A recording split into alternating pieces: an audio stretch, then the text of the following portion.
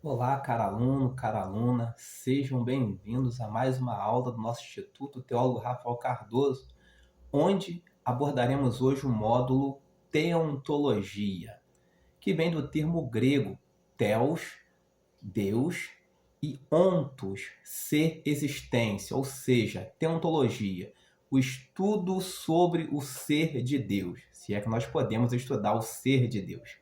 Este quem vos fala é o teólogo Rafael Cardoso, né? Sou também aí o professor desta matéria, desta disciplina, e hoje vamos estar tentando destrinchar o ser de Deus, que é muito complexo, muito complicado. Como estudar Deus? Essa é a primeira pergunta que nós devemos nos fazer. Como estudar Deus se eu não o vejo? E eu vou para uma outra pergunta. Será que eu só estudo o que eu vejo? Por exemplo, a gravidade. Eu não vejo a gravidade, mas ainda assim eu sei que ela existe. E os cientistas a estudam. Os pensamentos, a mente, nós não vemos os pensamentos, mas ainda assim, né, há os médicos que estudam a mente das pessoas. Existem muitas coisas que nós não vemos, mas nós sabemos da sua existência. Por exemplo, Romanos capítulo 1, verso 20, fala que as coisas invisíveis de Deus, então há coisas a respeito de Deus, ou quando nós vamos falar a respeito de Deus, tudo a respeito dele é por revelação, porque a palavra diz que ele é espírito. E por ser espírito, ele habita numa luz inacessível. Logo, tudo que nós entendemos e vemos a respeito de Deus é pela revelação das sagradas escrituras. E como nós podemos estudar o ser de Deus? Primeiro, pela revelação das sagradas escrituras, pela razão. Podemos também conhecê-lo através das nossas experiências pessoais com ele, através da história, né, da sua manifestação ao longo da história. E logo de cara nós nos fazemos uma pergunta: quem é Deus?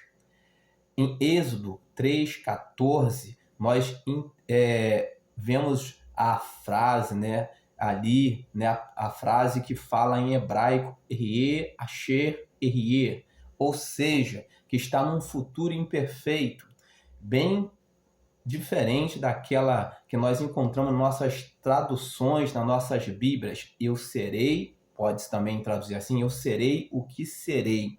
O que isso implica em dizer? Implica em dizer movimento, dinamismo, ou seja, Deus é um Deus que está em movimento. Ele será o que ele será, né? Ou ele é o que é, ou eu sou o que sou. Ou seja, dá a ideia de um Deus que está em constante movimento. Ele é aquilo que nós precisamos para nossas vidas. Diante disto, nós podemos entender que ele pode ser para nossas vidas o El Shaddai. El é um termo que significa Deus, forte, poderoso.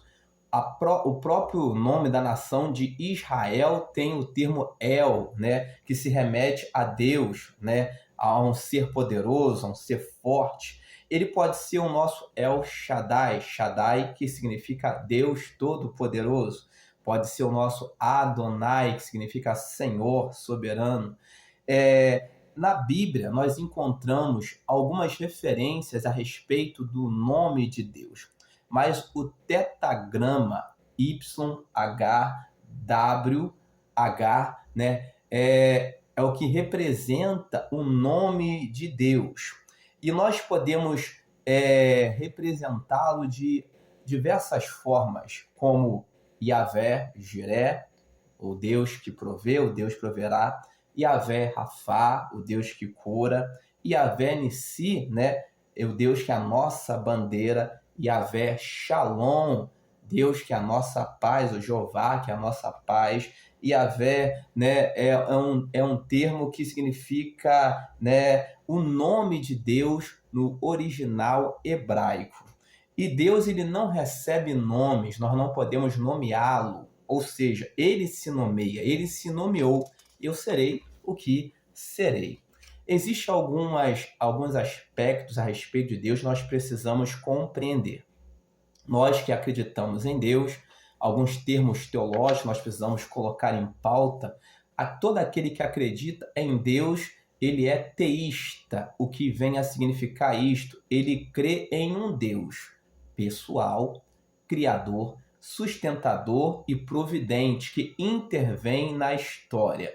Bem diferente de deísmo, que significa, algumas pessoas acreditam que Deus criou o universo até, mas não intervém mais na história, ou seja, se ele não intervém, ele não faz mais milagres, se ele não intervém, ele não salva mais, ele não liberta mais.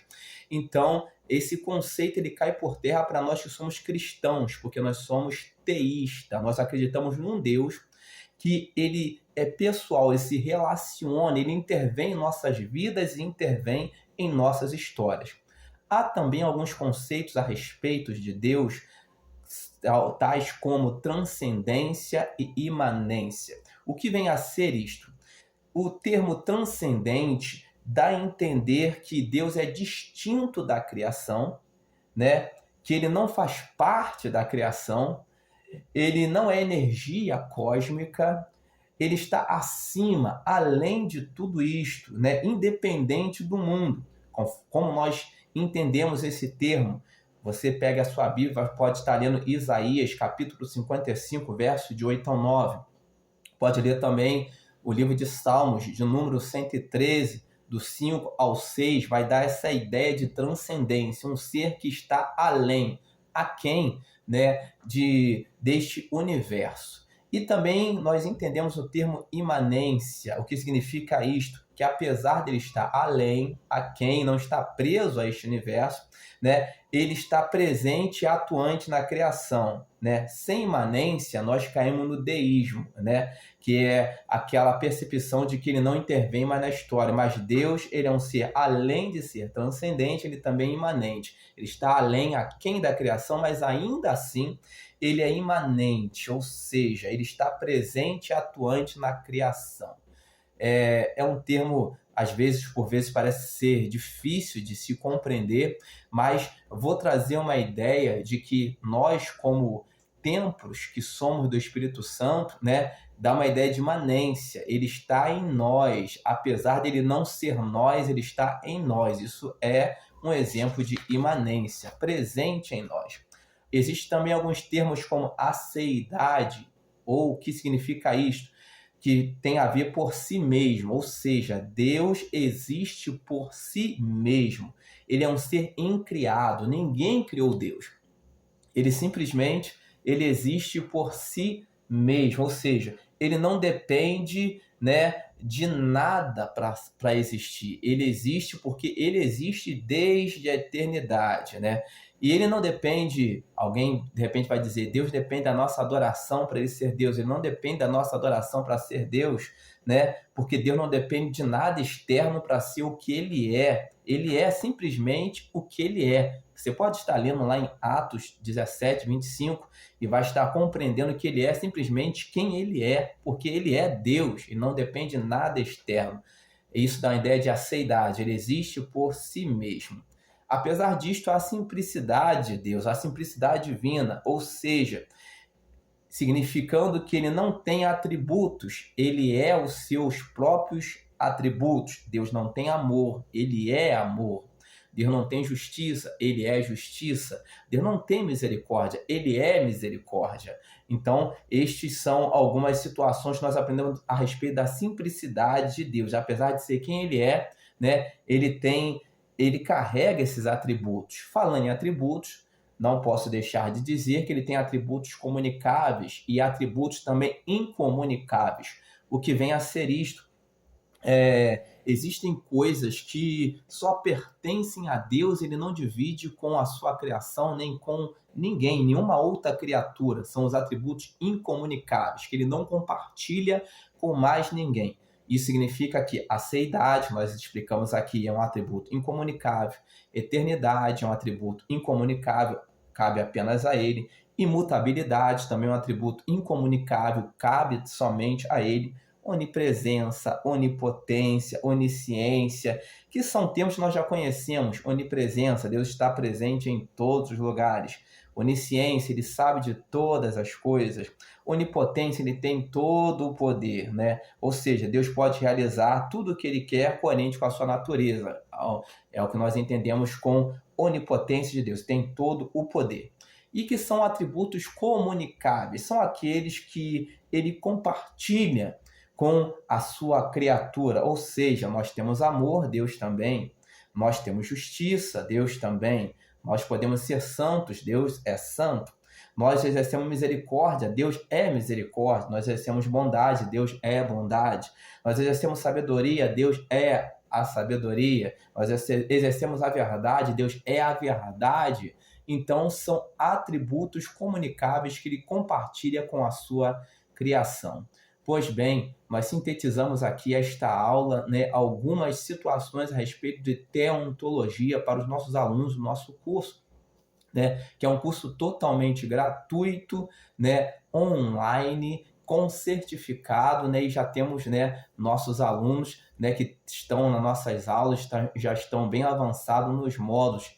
Esta é a primeira aula de teontologia, onde nós abordamos alguns aspectos a respeito de Deus. Existem muitas outras situações que nós poderíamos abordar, mas falar sobre Deus é um campo amplo e complexo ao mesmo tempo.